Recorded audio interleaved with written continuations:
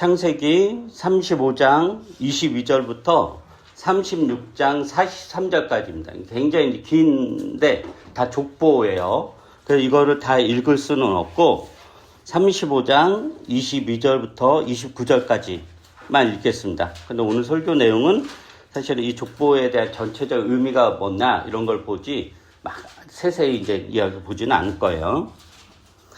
35장 22절부터 29절까지 읽겠습니다. 본문은 이제 36장도 오늘 본문이긴 합니다. 35장 22절 하반절입니다. 하반절. 야곱의 아들은 열둘이다. 레아에게서 얻은 아들은 야곱의 맏아들 르우벤과 시므온과 레위와 유다와 이사갈과 스불론이다. 라헬에게서 얻은 아들은 요셉과 베냐민이다.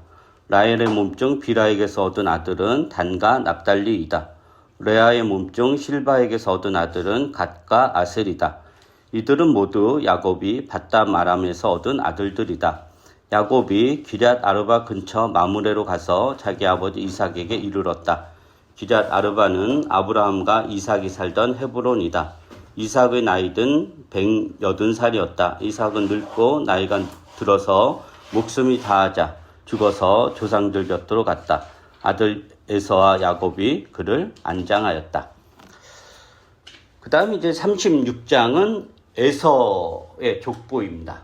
에서의 족보. 그래서 이 문장의 그 문해적인 구조가 어떻게 되냐면은 야곱의 12아들, 야곱의 족보죠. 야곱의 12아들이 나오고 그 다음에 이삭의 죽음이 나오고 그 다음에 에서의 자손들이 이렇게 나와요. 그러니까 이삭의 죽음을 가운데 놓고 그 앞과 뒤가 야곱, 그러니까 야곱과 에서가 다 이삭의 아들들이잖아요. 그래서 야곱과 에서의 이렇게 족보가 이렇게 나오는데 특징은 야곱의 아들은 이제 간단하게 12만 이렇게 나온다면은 에서의 족보는 굉장히 깁니다. 그래서 에서의 아들들만이 아니라 그 아들들이 나온 그리고 어떤 민족의 조상이 되었는가 해서 굉장히 장황하게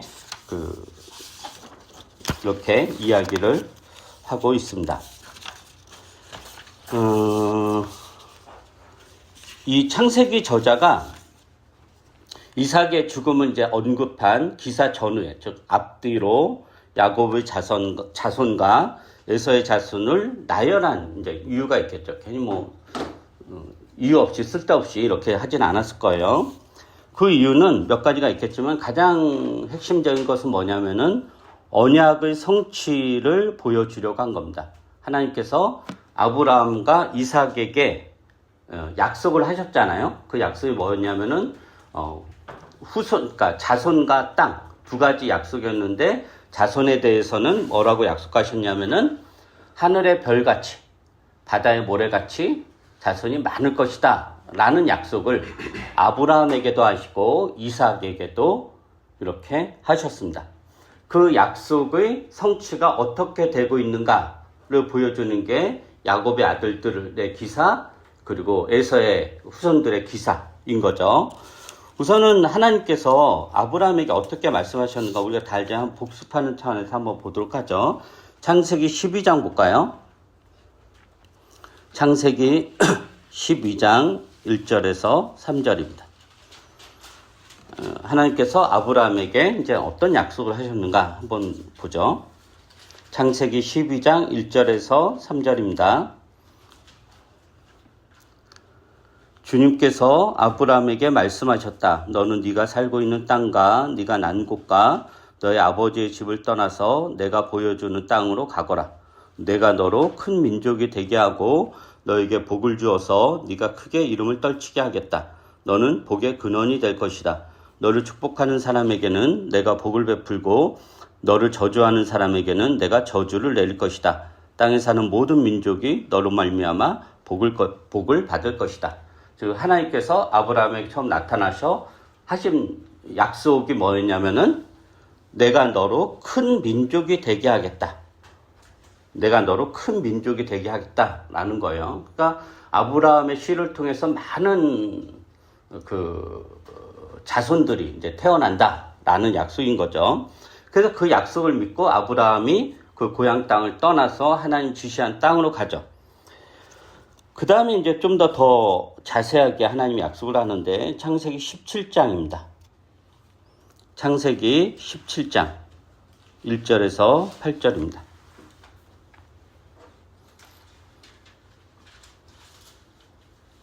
17장 1절에서 8절 이것도 제가 읽어보죠. 아브라함의 나이 99이 되었을 때 주님께서 그에게 나타나셔서 말씀하셨다. 나는 전능한 하나님이다. 나에게 순종하며 흠없이 살아라. 나와 너 사이에 내가 몸소 언약을 세워서 너를 크게 번성하게 하겠다. 아브라함이 얼굴을 땅에 대고 엎드려 있는데 하나님이 그에게 말씀하셨다. 나는 너와 언약을 세우고 약속한다. 너는 여러 민족의 조상이 될 것이다. 내가 너를 여러 민족의 아버지로 만들었으니 이제부터는 너의 이름이 아브라함이 아니라 아브라함이다. 내가 너를 크게 번성하게 하겠다. 너에게서 여러 민족이 나오고 너에게서 왕들도 나올 것이다. 내가 너와 세우는 언약은 나와 너 사이에 맺는 것일 뿐 아니라 너의 뒤에 오는 너의 자손과도 대대로 세우는 영원한 언약이다. 이 언약을 따라서 나는 너의 하나님이 될 뿐만 아니라 뒤에 오는 너의 자손의 하나님도 될 것이다. 네가 지금 나그네로 사는 이 가나안 땅을 나와 내 뒤에 오는 자손에게 영원한 소유로 모두 주고 나는 그들의 하나님이 될 것이다. 이제 갈대아 우르에서 하나님 처음 나타나셔서 할 때 아브라함 나이가 70세 정도였어요. 이제 99세니까 거의 이제 30년이 지난 거죠. 30년이 지나서. 근데 30년 동안 없어요. 이 약속이 이루어지면 몇 명이라도 나야 되는데 한 명도 없는 거예요.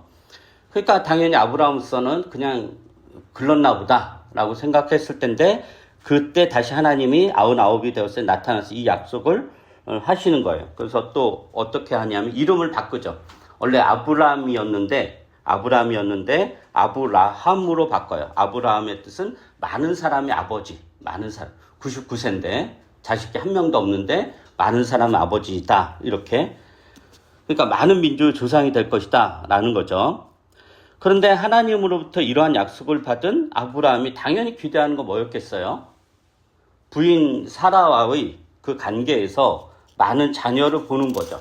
그리고 자녀를 많이 낳아야 그들을 통해서 또 많은 자녀를 낳고 그렇게 해서 하나님의 약속이 이루어지겠구나 라고 생각을 했을 거예요. 그러니까 하나님이 아브라함에게 처음 나타나서 창세기 12장에 나타나서 내가 너를 큰 민족이 되게 하겠다. 그걸 아브라함이 약속을 받았잖아요.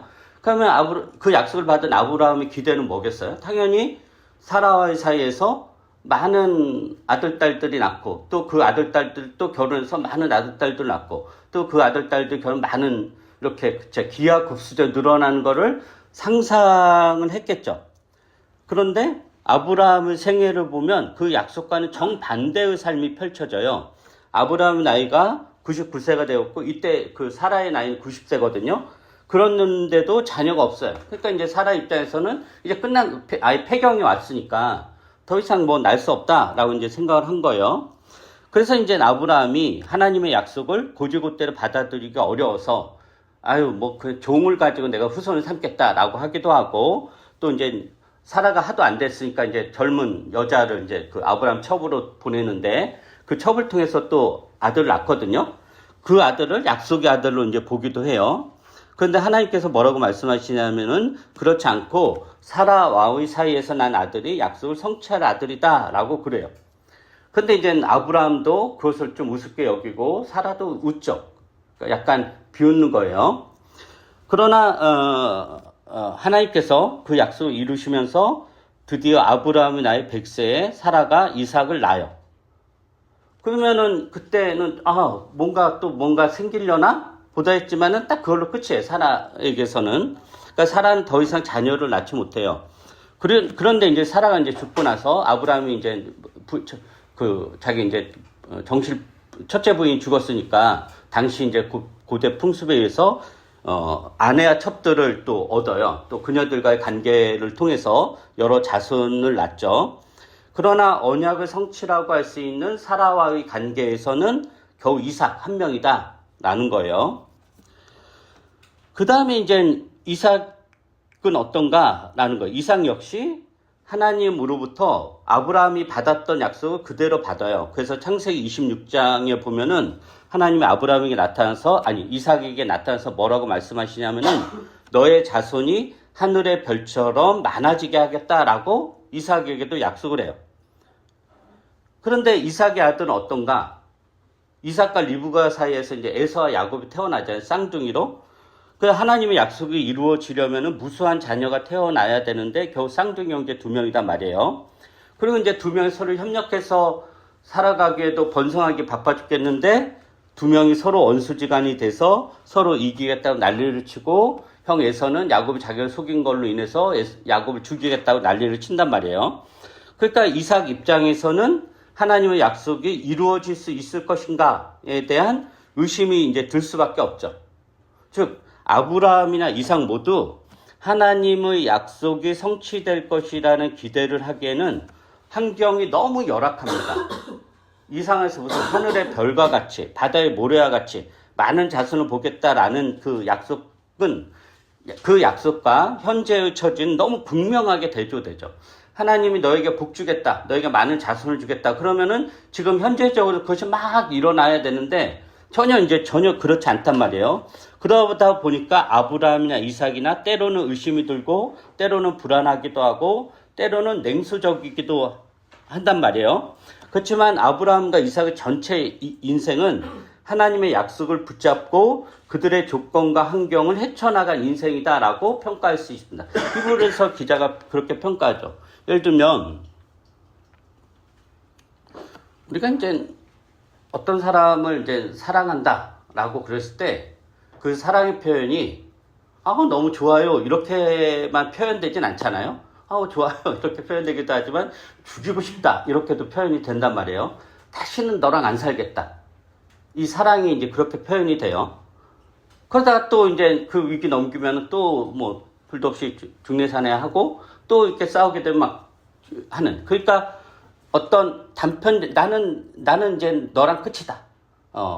나는 너를 더 이상 사랑하지 않아. 나는 이 단편적인 거 하나로 그 관계를 평가할 수 없단 말이에요.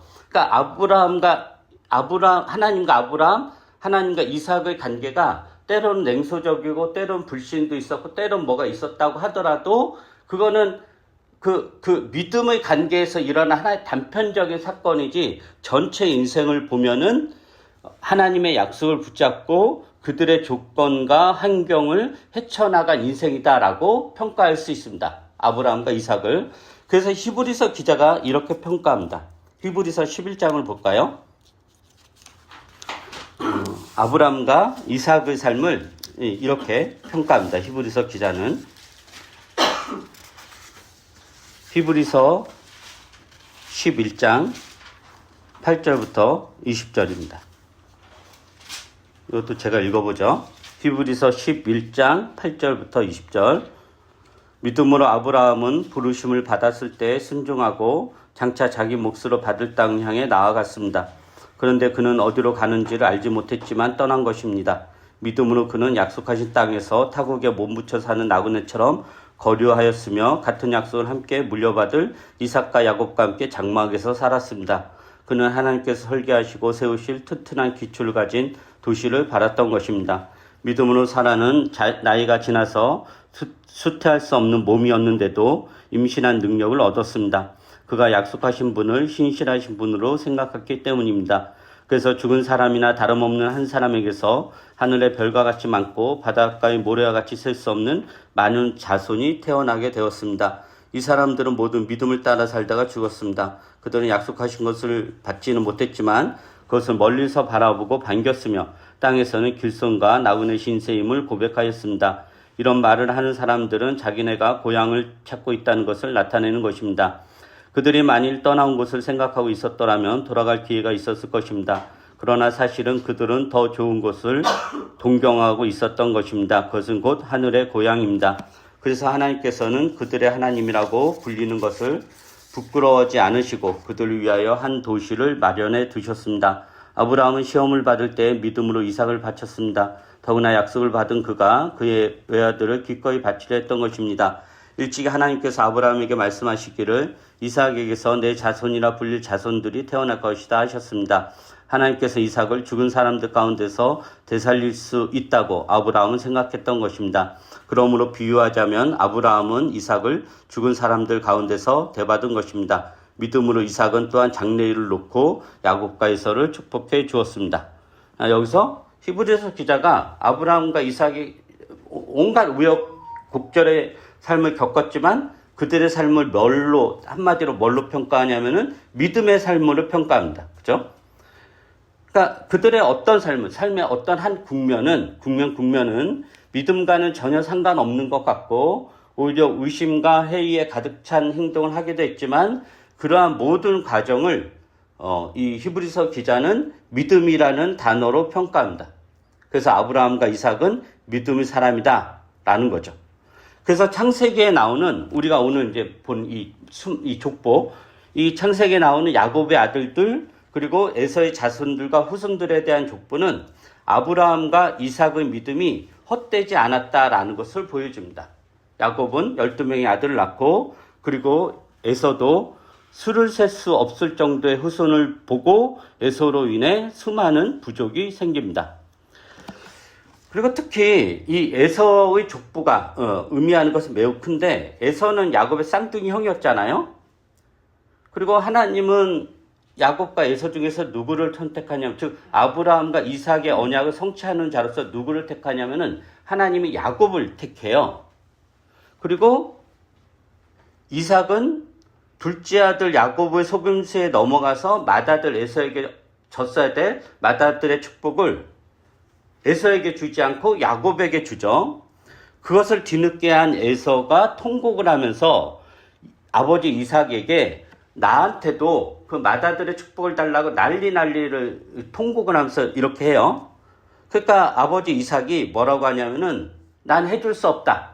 이미 내가 줄 수 있는 복은 다 야곱에게 줬기 때문에 너에게 도대체 해줄 수 없다라고 하면서 어떻게 이야기하냐면은 창세기 27장 볼까요?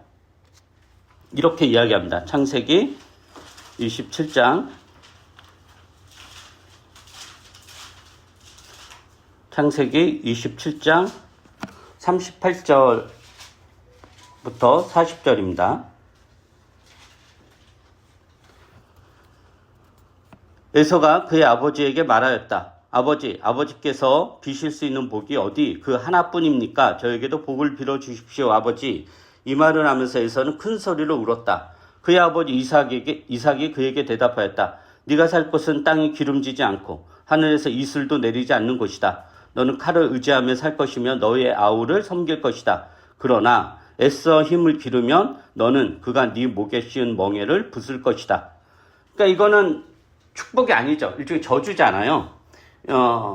에서가 이제 막 울면서 야곱에게 줬던 축복을 나에게도 달라고 하니까 이삭이 나한테 그럴 수 없다 라고 하면서 어떤 이야기를 하냐면 지금 이 이야기를 한단 말이에요. 근데 이 내용을 보면은 이건 축복이 아니라 저주잖아요. 네가 살 곳은 땅이 기름지지도 않고 하늘에서 이슬도 내리지도 않을 거다. 그러니까 땅도 기름지지 않는데 비도 안 오면 그 땅은 황무지죠. 거기 무슨 농사를 짓겠어. 풀이 나고 또 칼을 의지하고 살 것이고 야곱이잖아요. 야곱을 섬길 것이다 라고 그래요. 근데 이제 한 가지 단서를 주죠. 그러나 애써 네가 힘을 기르면 너는 그가 네 목에 씌운 멍에를 부술 것이다 그래요.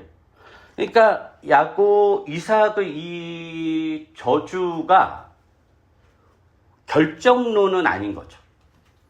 결정론.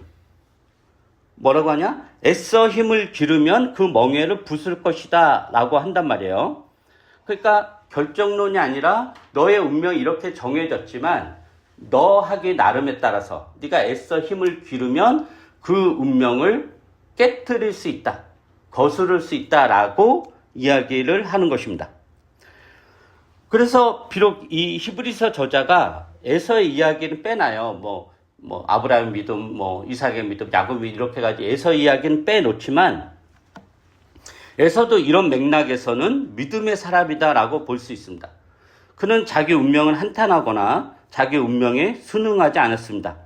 하나님께서 아브라함과 이삭과 야곱에게 한 약속이 자신에게도 이루어지길 기대하며 애써 노력하며 살았을 것입니다. 그래서 그는 야곱처럼, 아니 야곱보다 더 큰 후손의 조상이 됩니다.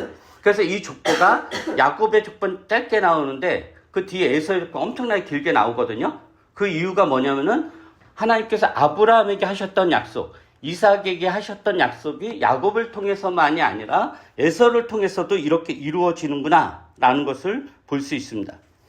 그리고 오늘 읽은 본문에서는 이삭의 죽음과 장례가 나오는데 그 장례를 누가 치르죠? 이삭의 아들들 둘이 같이 치르잖아. 에서와 야곱이. 그럼 이 구절이 의미하는 건 뭐냐면은 에서와 야곱은 태어날 때부터 경쟁 관계였어요. 상대방을 눌러야 자기가 사는 관계였죠. 그게 이제 그들의 운명이었단 말이에요. 그러니까 태어난 운명이에요. 근데 그 운명에 휘말려서 살지만 결국 나중에는 그 운명을 벗어나죠.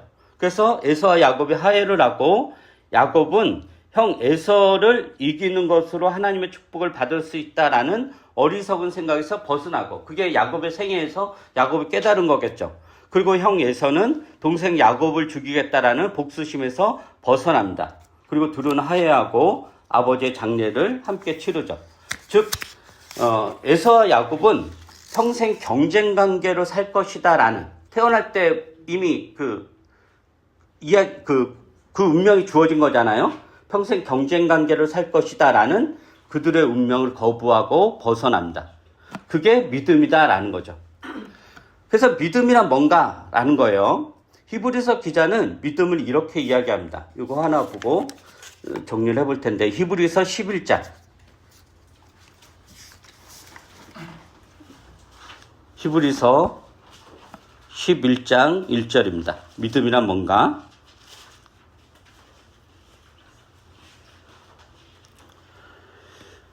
믿음은 바라는 것들의 확신이요 보이지 않는 것들의 증거입니다. 이게 믿음입니다. 그러니까 믿음은 뭐냐? 보이는 현실에 대한 수긍이나 순응이 아닙니다. 바라는 것, 보이지 않는 것은 현실이 아니잖아요. 현실이 아니잖아요. 그럼 현실이 아니면 뭐냐? 그게 하나님의 약속인 거죠. 근데 그 하나님의 약속은 현실의 가능성으로 이루어지는 것이 아니라 믿음으로 이루어진다라는 것입니다. 그래서 그 믿음 때문에 우리는 아무리 현실이 힘들고 어려워도 기대할 수 있고 나아질 수 있다라는 희망을 가질 수 있습니다. 우리가 사람에 대해서도 그렇습니다. 사람에 대해서도 기본적으로 우리가 사람에 대해 갖는 태도는 믿음이어야 합니다. 아브라함과 이삭이 하나님을 믿은 것처럼 하나님 역시 아브라함과 이삭을 믿었죠. 그죠? 그러니까 아브라함과 이삭은 하나님의 약속이 전혀 실현될 것 같지 않은 현실에서 하나님을 무시하고 불신한 것이 아니라 하나님 믿었단 말이에요. 그럼 마찬가지로 하나님도 아브라함과 이삭이 당신의 약속을 의심하고 때로는 믿음과 반대되는 길을 갔다 하더라도 이제 쟤네 도저히 믿을 수 없겠구나 하고 내친 것이 아니라 그렇게 불신했어도 하나님은 그들을 불신하지 않고 믿었기에 끝까지 붙잡고 인도에 가셨던 것입니다. 그렇다면 우리가 사람에 대하여 갖는 태도는 뭐여야 되냐? 기본적으로 믿음이어야 된다는 것입니다. 그 사람이 지금 어떤 상황, 어떤 처지에 있든지 간에 그 어떤 실망스러운 상황에 놓여 있다고 하더라도 그 사람에 대한 믿음을 갖고 기도하며 희망을 갖는 것이야말로 믿음의 사람이 가져야 될 태도입니다. 더 나아가 이 믿음은 우리 자신에게도 적용되죠.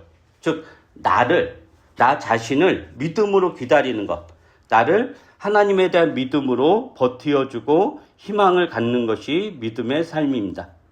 내가 현재 처한 어떤 상황, 어떤 조건, 그리고 늘 실패하는 것 같고 늘 무너지는 것 같고 늘 좌절하는 것 같은 자신에 대해 하나님에 대한 믿음으로 자신을 믿어주는 것.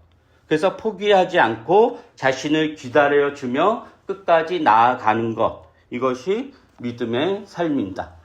이게 이 야곱과 에서의 족보가 우리에게 가르쳐주는 하나의 교훈이 아닐까라는 생각이 듭니다. 이런 맥락에서 우리의 믿음을 다시 한번 돌아보기를 부탁드립니다. 기도하겠습니다. 사랑이 많으신 우리 주 하나님, 주님은 우리를 믿으십니다. 우리가 어떤 처지, 어떤 환경에 놓여 있더라도 우리가 때로는 주님이 없다고 주님을 불신할지라도 주님은 우리를 믿어주시며 그러기에 끝까지 우리를 책임져 주시고 인도해 가십니다.